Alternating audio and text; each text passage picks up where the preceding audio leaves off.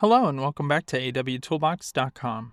My name's Glenn Keller, and in this video we're taking using to another level as we've talked about how to navigate the interface and how to interact with different components in the interface, work with toolbars. In this video we're taking it a step further and we're going to be talking tables. So we're going to talk about everything from editing tables to looking at the appearance of tables and changing their columns to filtering tables, and really kind of getting into the weeds with how to explore data using tables in Active Workspace. So to begin with, tables in Active Workspace are everywhere that you look except for this homepage. So if I were to come into Explorer or Inbox, any of these places are going to have tables. The search results are going to be a table. If I go into Inbox, you can see this has an option, a view of table. Now, I don't have anything in my inbox at the moment, so it doesn't give you a whole bunch of context, but it does help us out in proving a point. So we have name, priority, workflow, assignee, and other properties across the top here. These are the columns in your table. So this is kind of what shows the data, and these columns do change, and you can add more columns to them. So in here, we can see a table that's available in your inbox. Your team, your tracking, all of these places also have the view of table. Now, when you're looking at tables, just note that there are interactions with the columns. So you can sort, ascending, descending, you can do no sorting, hide a column, freeze a column, which means it won't navigate left and right with the scroll. You can even filter on contents of the table. Other places that you'll see tables, as we said, the Explorer is another place where the table is in here, but it is more of a tree. It's still a table in functionality, and you can see those columns across the top. You can move this left and right, and just don't forget your layouts, because I could come in here and change it to the top and bottom layout, and then I can see the full table up at the top while still seeing my work area down below. So tables are in our Explorer, our inbox. If I were to perform a search in here, you can see that it opens up as a table as well. So other places that you'll see tables are when you're investigating data. These layouts in here have the ability to change their views. So you can see that I could switch to a table or tree layout, which is both of them are a table. So you can see the table shows up here. Same concept. They have a settings button in the corner. They have a set of columns. You can filter on them, sort and ascending and descending, but do note that depending on where you're viewing the table, you may or may not have additional features. So for instance, when I'm looking at the table over here, I get this big filter and search for what it contains section. When I'm looking at the table over here, I do not get that additional component. So these tables are just a little bit different than the tables that you see on the left-hand pane. And as we work through this, we're going to look at some simple examples to help you tune these tables to what you want to see in the display. So first of all, the tables in the system that we interact with on the left side. So this side, depending on how your layout is set. If I come back into this table and I wanted to edit something, I can see that there's an edit button in the top corner. I click edit. I can interact with the names or descriptions in this case, or any other property I have access to. In this case, if I don't have access to change it, notice it isn't changeable. I can give it a new value. So I can say new description. And then notice that with this selected, I could also come over and there is no description value here. So I'm updating it, but it has not committed yet. If I hit save edits across the top here, then it will commit to that and you'll see it over on the right hand side. You'll also see it in the description. If I choose edit again, I could take that element and select this little gray bar, this little box in the corner, and drag that down like in MS Excel, and you can see that it applies to all of them. If I wanted to, I could also choose Cancel Edits to cancel out that and roll it back to where it was before. I can do all of this without checking out anything. It's just quick edits to the interface. And there are ways that you can have the table autosave based on you inputting data. Now, across the top here, I could filter on the content. So I could say, I want to see anything that has star, def, view, star.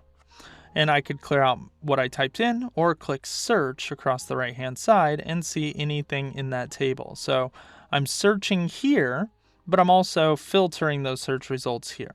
And there is a lot more that you can do as we get into searching.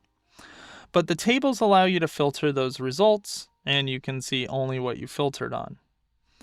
Now, if I come into this little column here, I can sort ascending or descending based on the contents of the table. So if I say ascending, you can see new description comes up. If I say click up here and do descending, notice there's no other value to really filter against.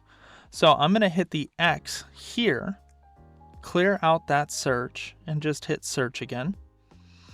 And then now, if I scroll up and down, there still isn't anything else with the description.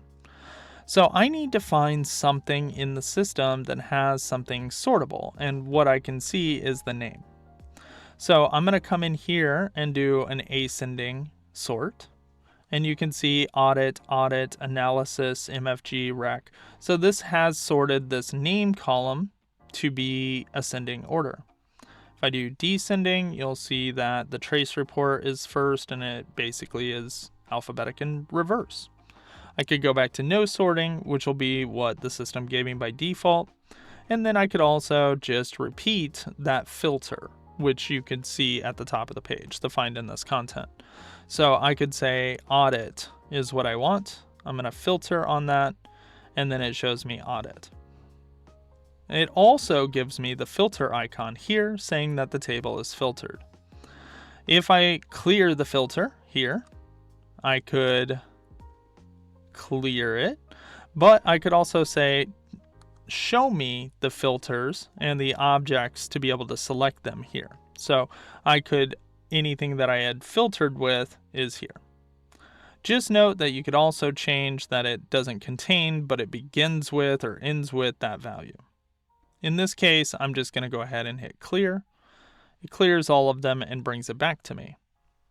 Now I can drag and drop these columns as well, but I can also control those settings here in this little gear.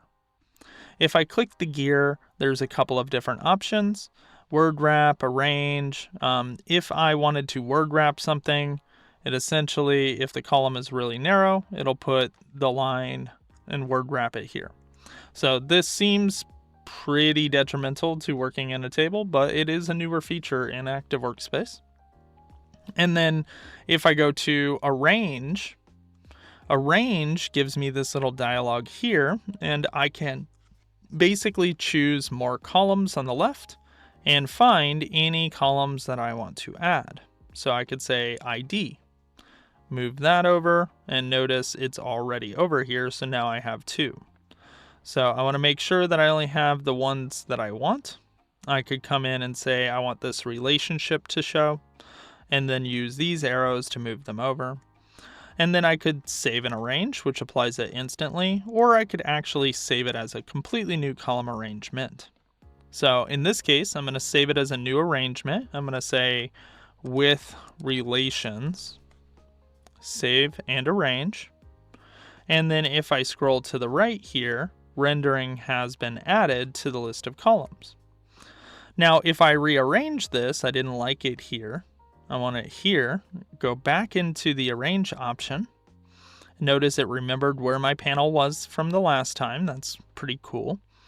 And then I can see that rendering is now not last. So this is actually updating based on what I'm doing in the system. And I can interact with the table here, but just note that this page is going to have to be opened or closed and reopened to get that to change. So if I close it and then reopen it, it'll pick up on that new change that I just dragged and dropped. So rendering's now third from the last. Now your arrangements are in this upper area, and you can see with relations. I can also see the two defaults that are here in the system. So if I wanted to, I could just switch back to the default layout, and you'll see rendering is no longer in there, and it's back to that order. But I could also just flip right back to my layout and say with relations and just choose arrange, and it will put mine back. Now, if I come back into arrange, we've talked about saving the arrangement, save arrange. We've reordered these. If we select them, we can reorder them using these options as well. But then there's also this show all. So if I uncheck that, notice a lot of the options go away. So basically what this is doing is it's showing only the attributes that are available for these elements, and it's showing me all of those attributes. If I close this out, open it back up, arrange, it says show all the properties for the table, or only show the common properties, which means that in here there is an item revision, there is a data set, which is a file, there is a different type of file here, and they don't all have the same set of properties. So when you're showing common properties with this eyeball, then common properties are going to be just the properties that overlap between the types: name, status, description. And then when you show the other, then it will only show you the properties that are different. It'll add those in for if everything in that table matches that type. So we'll play around with that a little bit more. If I come in, I've got this search here. I'm going to actually do something just to open it up more. I've got a whole bunch of data in here, and then I want to see some additional things that I can do with the table. And so in here, if I come down, notice there's a configure table button.